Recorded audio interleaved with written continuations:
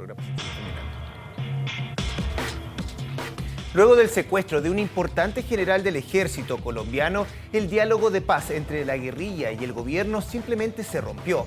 El presidente Santos cerró las puertas de unas conversaciones que justo esta semana cumplen 2 años desde que se iniciaron en La Habana, Cuba, para analizar todas las materias en las cuales se está avanzando y los temas aún pendientes entre las FARC y el gobierno de Santos. Es que nos acompaña en el estudio el historiador colombiano Gonzalo Sánchez. Muchas gracias por estar aquí en Chile y en nuestro canal CNN Chile. Muchas gracias a ustedes.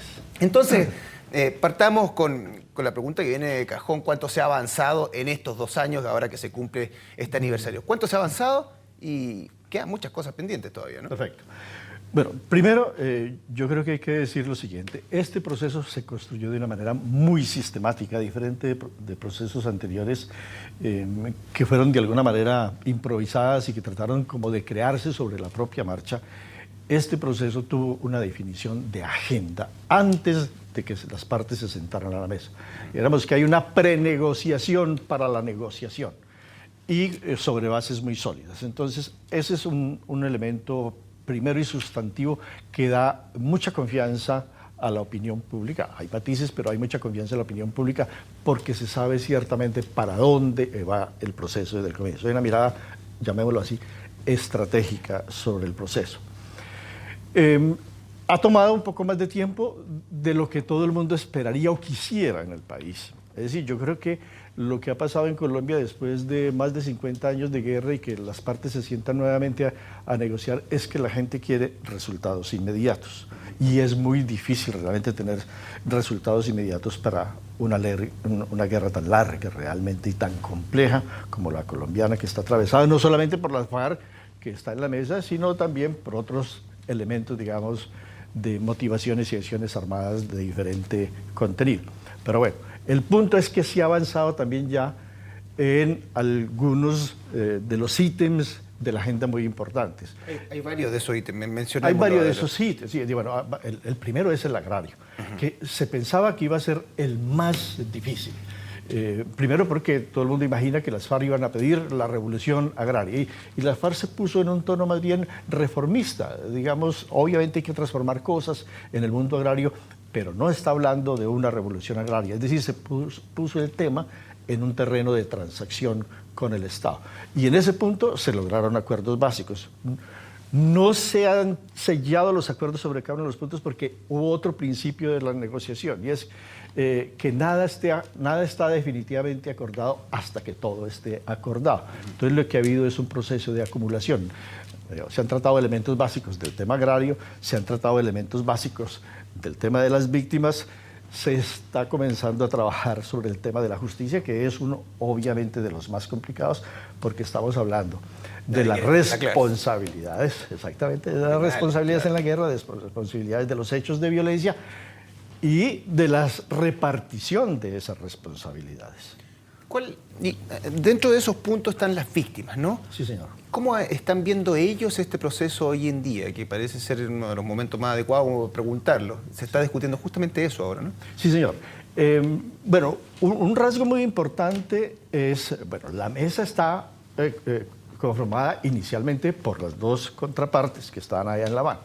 Y un reclamo que se le ha hecho a la mesa desde el principio de las negociaciones es que no estaban presentes las víctimas y que las víctimas eran o deben ser fundamentales en un proceso de negociación para poner los temas, para enunciar responsabilidades frente a los actores y también para mover los acuerdos y respaldar socialmente esos acuerdos.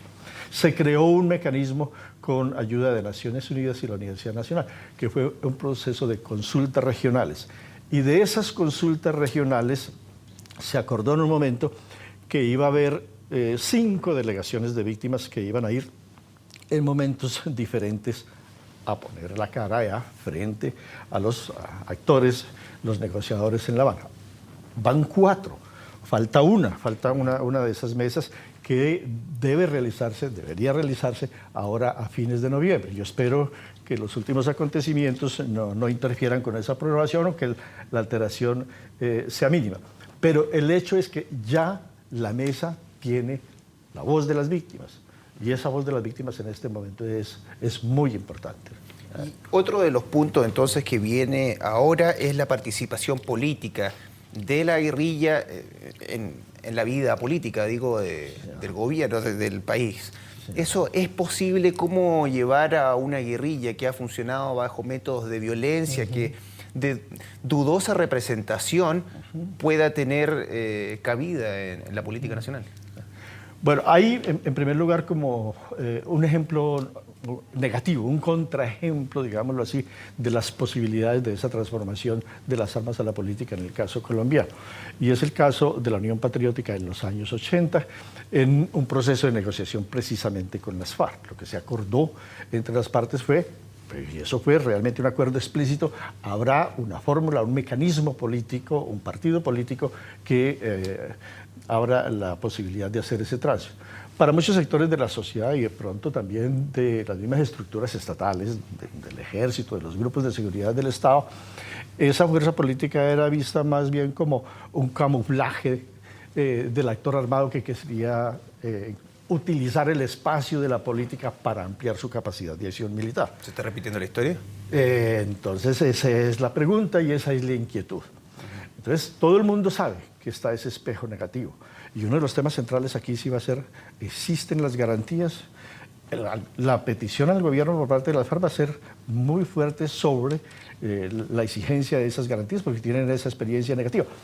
Pero al mismo tiempo las FARC son responsables de la creación del ambiente político, social, cultural en el país para que la sociedad realmente se abra y los tolere realmente como unos bienvenidos en condiciones civiles como cualquier otro ciudadano al ejercicio de la política. Y eso no va a ser fácil. No va a ser fácil porque realmente uno podría decir que a diferencia de la relación de la sociedad en general con los paras, que tuvo una mirada de mucha tolerancia, impresionante tolerancia, con las FARC más bien hay un odio social muy fuerte repartido en muy diversos sectores de la sociedad. Entonces a las FARC mismas le va a tocar mandar mensajes muy serios de que ellos van realmente definitivamente a la política y no a utilizar este escenario que se les pueda abrir para prolongar o buscar otras maneras de reactualizar su acción armada, sino que realmente van en serio, Y entonces, bueno, ¿qué tienen que hacer para que haya esa credibilidad? Bueno, todavía quedan muchas cosas pendientes. ¿Cómo se va a manejar el tema de la desmovilización? ¿Cómo se va a manejar el tema de la dejación de armas? Etcétera, etcétera. Pero va a haber un trabajo muy importante de pedagogía política, no solamente de la FARC, sino también del gobierno y del Estado y de la sociedad.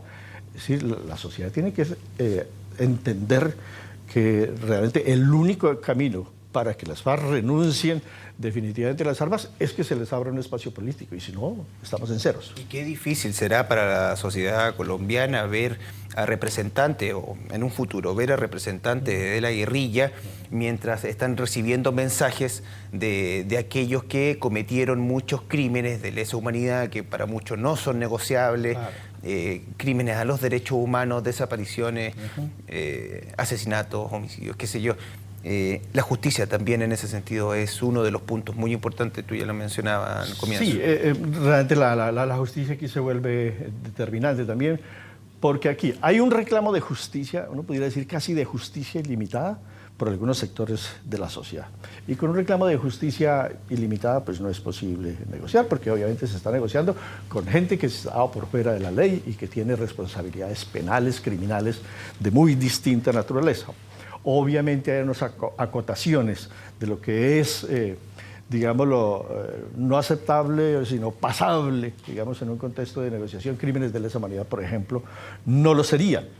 Pero hay otros a los cuales se les puede dar un tratamiento político o un tratamiento especial dentro de los marcos de lo que se llama la justicia transicional, que son modalidades de penas muy distintas a la manera como se trata la criminalidad común o modalidades de pago de la condena, que no sea necesariamente la cárcel. Ese es un punto muy importante para la guerrilla, es un punto en gran medida de honor para muchos de los grandes líderes que no se quieren imaginar estando en la cárcel en algún momento.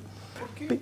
Perdón, ¿por qué El gobierno se niega a una tregua bilateral hasta el momento, porque hay miedo quizás de que las FARC se sigan fortaleciendo en términos militares. Sí, señor. Sí, yo creo que aquí también pesa mucho la experiencia negativa de la negociación del periodo del Caguán durante el periodo del presidente Pastrana. Que esta zona de despeje que se llamó el Caguán, una zona en el sur del país, una zona muy amplia, que antes se decía como igual a Suiza, fue utilizada por las FARC según se pudo ver a posteriori para reacondicionarse militarmente. Es decir, el proceso de negociación no debilitó, sino que fortaleció militarmente a la guerrilla. Entonces, ahí vi el temor del Estado de que la historia se repita. Y no solamente del Estado. El Estado puede tener hoy la convicción de que la guerrilla está en el plano militar derrotada, en el mediano o en el largo plazo.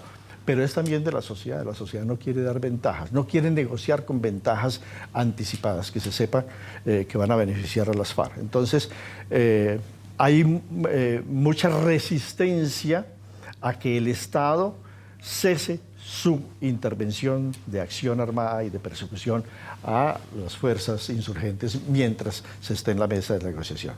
Realmente es una garantía, no solamente para el propio Estado, sino también para la propia sociedad que así lo reclama. Sería muy difícil, o por lo menos hasta este momento, no sé qué va a pasar después, pero hasta este momento va a ser muy difícil que se acepte un cese bilateral, aunque es probable que a partir del incidente con el general secuestrado, este tema tenga cierta resonancia en la mesa. Y que se resuelva pronto. Varias cosas que aprender del pasado, pedagogía política, decía el historiador colombiano Gonzalo Sánchez, que nos acompaña aquí en los estudios de CNN. Muchas gracias por haber estado acá. Muchas gracias a usted.